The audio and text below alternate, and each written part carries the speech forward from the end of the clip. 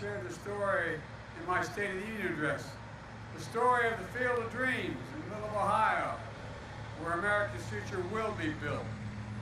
In August, we were back at the White House as I signed the CHIPS and Science Act, one of the most significant science and technology investments in our history. And now, in September, Gov, we're here breaking ground, and thanks for the passport to get to the state, Gov. Appreciate it. All in 9 months in America. I want to thank Sherrod Brown for his relentless work, especially making sure that labor is in on this deal. And Pat just mentioned what Sherrod makes clear. It's time to bury the label Rust Belt and call it, as Pat said, the Silicon Heartland. That's what's happening in these 1,000 acres. I want to thank Rob Portman for being the gentleman and decent man that he is, and for showing that Democrats and Republicans can work together to get big things done for our country. I really mean it. I'm trying to find where he's sitting. He's a good man. Thank you. You're leaving a hell of a legacy as you leave what you're doing as a consequence of you, in large part. And thanks to the bipartisan group of Ohio congressional delegation here today. Tim Ryan, thank you for your leadership, always representing this and working people. Thank you, Congressman Joyce Beatty. And, I don't think we could have gotten the infrastructure bill done without Joyce. She was the final capstone. I thought we all thought it was hanging in the balance there. But I don't know what you did that last 4 hours. Whatever you did, you got it done. Dave Joyce, Anthony Gonzalez, Mike Carey, Tony Balderson for the work in the House. We're also joined by congressional leaders from around the country who fought so hard for this bill. Eddie Bernice Johnson, chair of the House Science Committee. Eddie, this whole bill wouldn't have gotten done without you. It really wouldn't have. I'm also joined by Congressman Ro Kahana. Ro is a tireless champion for American innovation and seeing that workers are part of the deal. While she couldn't be here, Maria Cantwell also deserves a lot of credit. She's chair of the Senate Commerce Committee from the state of Washington. Maria was tireless in getting this bill through the Senate. And again, Mike, I want to thank you for your work on this project as well. And I especially want to thank the labor leaders here. My dear friend Lonnie Stevenson, the IBW, Tim Berger, the president of AFL-CIO, Brent Booker, treasurer of National Building Trades, Mike Kinsley, president of Ohio Building Trades. You know, it's fitting to break ground for America's future here in Ohio. Think about it. There's kind of a tradition here. The Wright brothers, Neil Armstrong, John Glenn, they define America's spirit, a spirit of daring and innovation. Pat just laid out Intel's vision that builds on that legacy.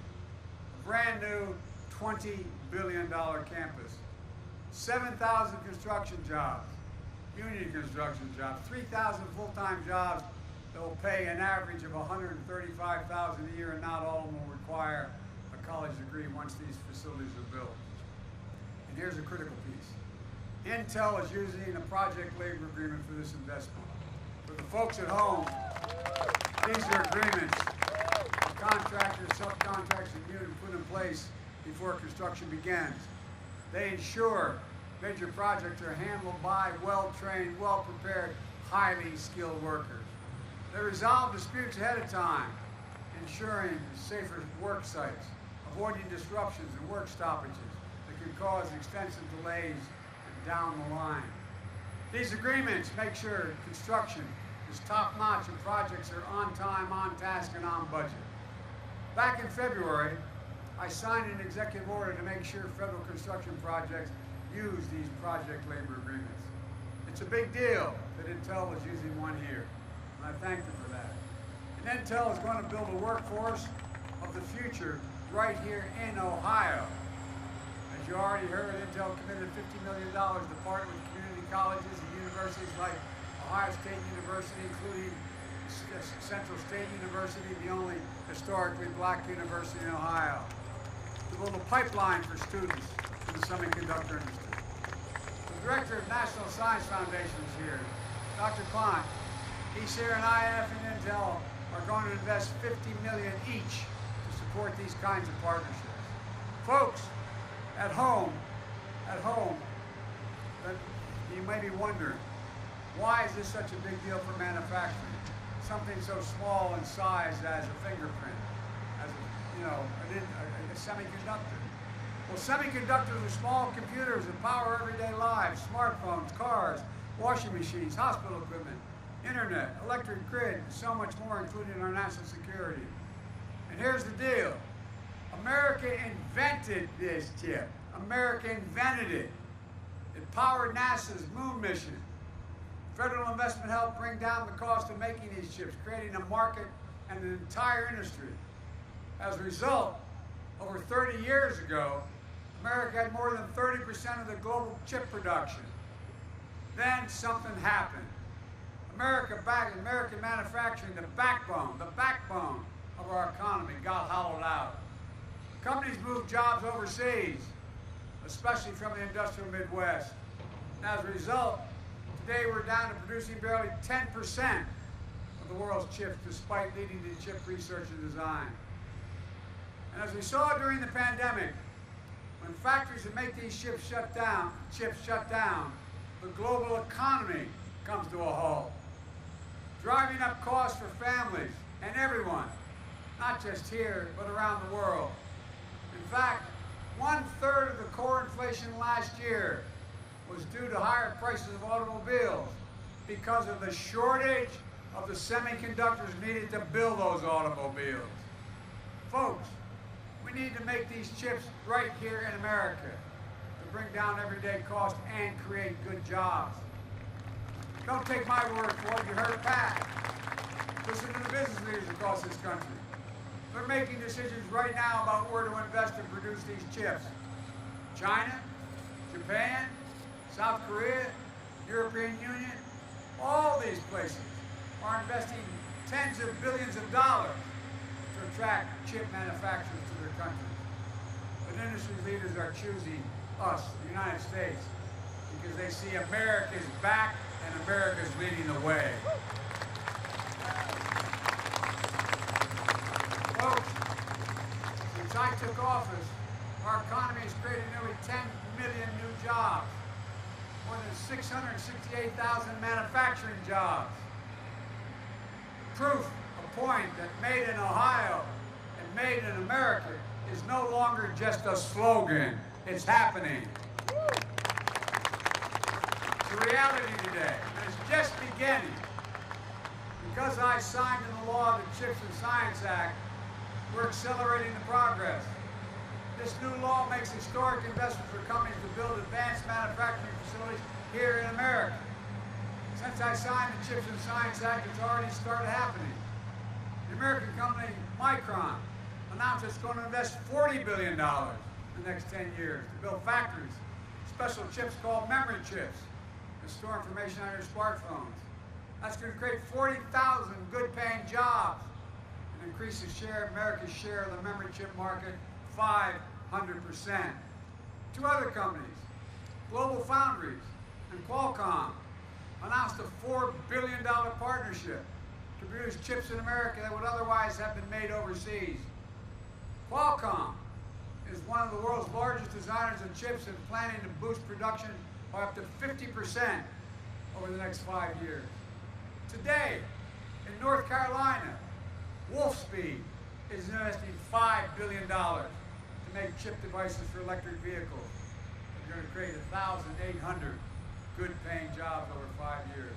Folks, the future of the chip industry is going to be made in America. Made in America.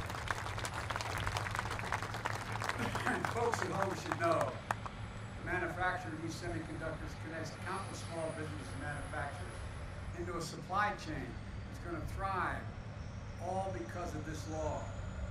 Imagine if we had more of these kinds of factories across the country. This law makes that a reality. It matters. All of this is in our economic interest, and it's in our national security interest as well. Earlier this year, I went to Lockheed's factory in Alabama. They're making the Javelin missile that we're supplying to Ukraine to defend itself against Putin's unprovoked war. We need semiconductors not only for those Javelin missiles, but also for the weapon systems of the future that are only going to be more reliant on computer chips. This goes well beyond commercial needs. Unfortunately, we produce zero of these advanced chips in America. Zero. China's trying to move way ahead of us in manufacturing now. It's no wonder, which is either somewhat unusual, that the Chinese Communist Party actively lobbied U.S. business against this law. Basically, you want to do business in our country, don't do it there. The United States has to lead the world in producing these advanced chips. And this law makes sure that we will. And to be clear, the CHIPS and Science Act is not handing out blank checks to companies. I've directed my administration to be laser focused on the guardrails that will protect taxpayers' dollars. We'll make sure that companies partner with unions, community colleges, technical schools to offer training and apprenticeships and to work with small and minority-owned business as well. We're going to make sure that companies that take taxpayers' dollars don't turn around and make investments in China to undermine our supply chain and national security. You know, we have the power. We have the power to take back any federal funding if companies don't meet these requirements. The law also requires that companies build these semiconductor facilities by Davis-Bacon prevailing wage, so people can live with a little bit of breathing room. This will ensure tens of thousands of new construction jobs and high-paying jobs, and more often high-paying union jobs. And well, not only will companies use these funds to buy, but they cannot use these funds for stock buybacks and issue dividends. They have to manufacture. And finally, the law is about more than chips. It's about science as well. You know, decades ago, the United States of America invested 2% of its gross domestic product, 2%, in research and development. We led in everything. We created everything from internet to the GPS. Today, we invest somewhere between 7/10, but less than 1% in research and development. The United States of America. We used to rank #1 in the world in research and development. Now we rank #9. China was #8 a decade ago. Now China's #2. And other countries are closing in fast. The CHIPS and Science Act moves us up once again. It authorizes funding to boost our research and development investment back closer to 1% of our GDP. That's the fastest single year of growth in 70 years, but it's still not enough. We're going to make sure we lead the world in industries of the future, from quantum computing to artificial intelligence to advanced biotechnology. Think of the things and the kinds of investment we deliver. Vaccines for cancer, cures for HIV, inventing the next best thing that hasn't even been imagined yet. That's who America's always been.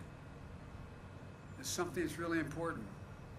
We're going to make sure that any company that uses federal funding for research and development to invent new technologies will have to make that technology here in America.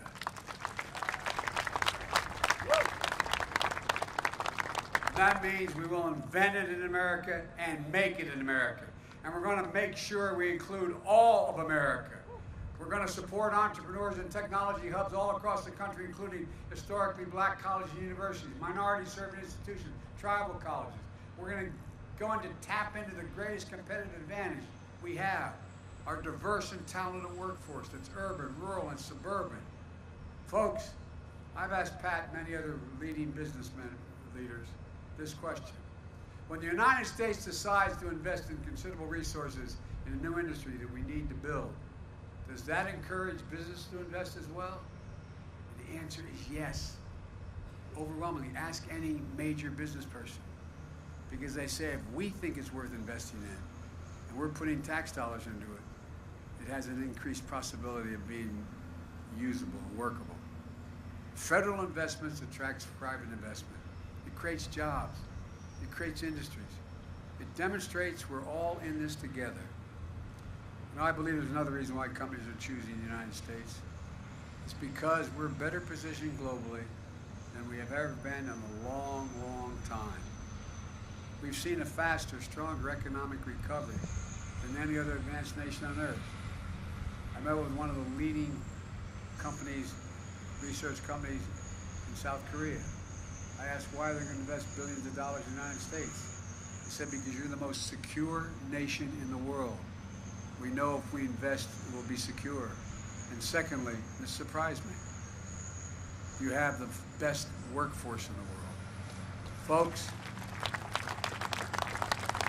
and we have the best universities in the world.